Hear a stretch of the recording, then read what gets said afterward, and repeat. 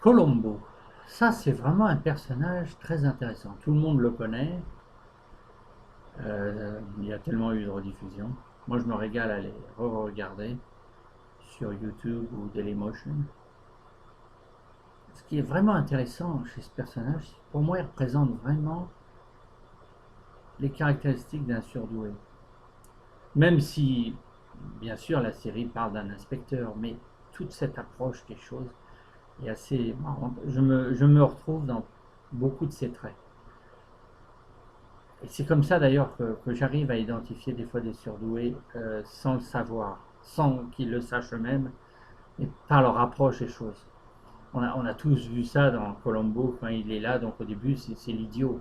Le tueur d'ailleurs, toujours moqueur vis-à-vis de lui, parce que on le voit à quatre pattes sous le canapé poser des questions.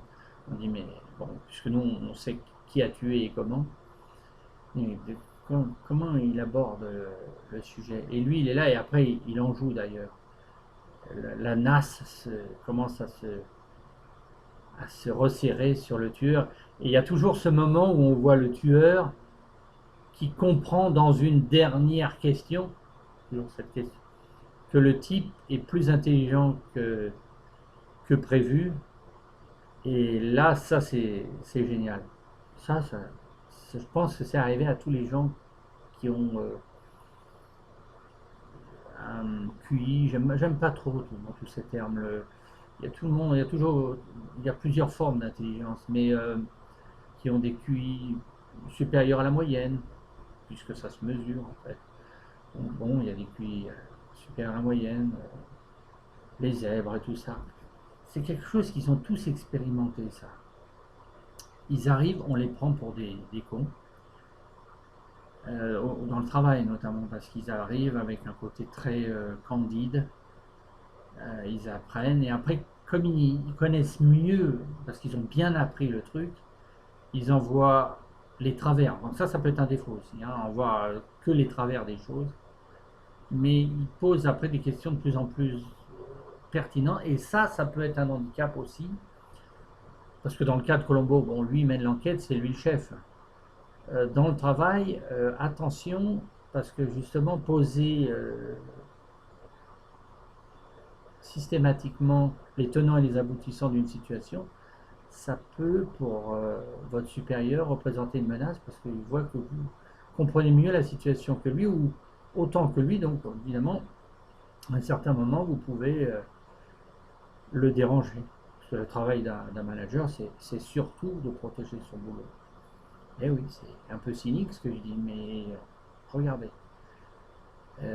J'ai travaillé dans pas mal de grosses boîtes et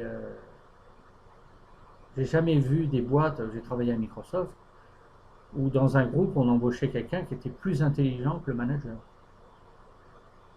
Il avait soit une intelligence livresque ou intellectuelle supérieure, mais il avait ce défaut du management.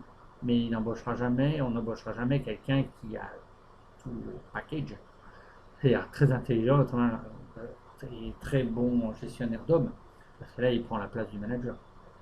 Et quand on y pense, il faudrait être fou pour un manager pour embaucher un mec comme ça. C'est la contradiction du monde corporate où embaucher, donc on préférera embaucher un geek, un type qui connaît très bien son sujet sur les ordinateurs et qui finalement sera un inadapté après pour parler en groupe. Ça, c'est le parfait profil pour bosser dans des grosses boîtes comme Microsoft, Google, Facebook, ça doit être la même chose, et Apple aussi.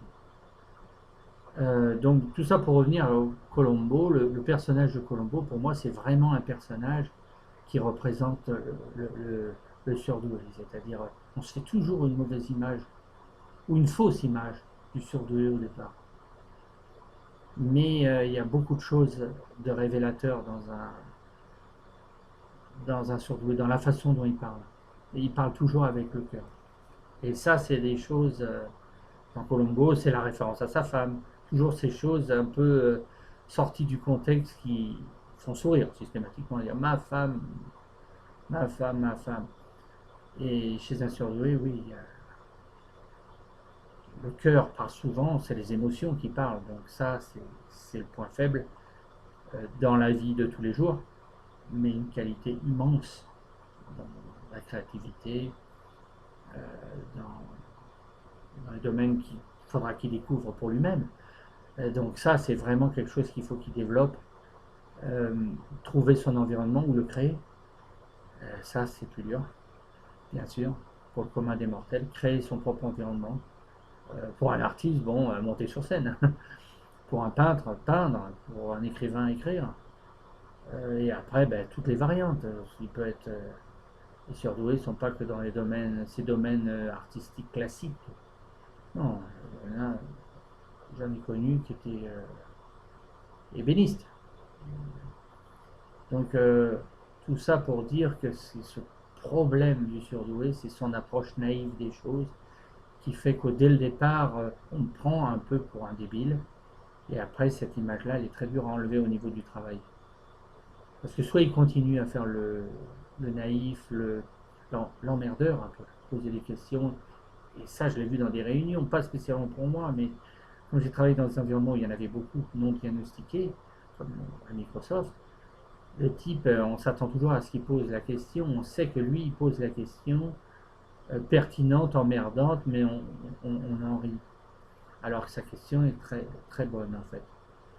Mais comme il a perdu la crédibilité par tout ce qu'il y a autour, sachant pas maîtriser son comportement, parce qu'il peut y avoir des comportements excentriques aussi. Donc tout ça, c'est ça qu'il va falloir travailler pour un surdoué à l'état brut au départ. Apprendre à maîtriser tout ça, à comprendre les codes de la vie en société, à canaliser cette énergie. Parce que quand elle est canalisée, elle est immense. Merci, on en reparlera bien sûr. Sujet très vaste.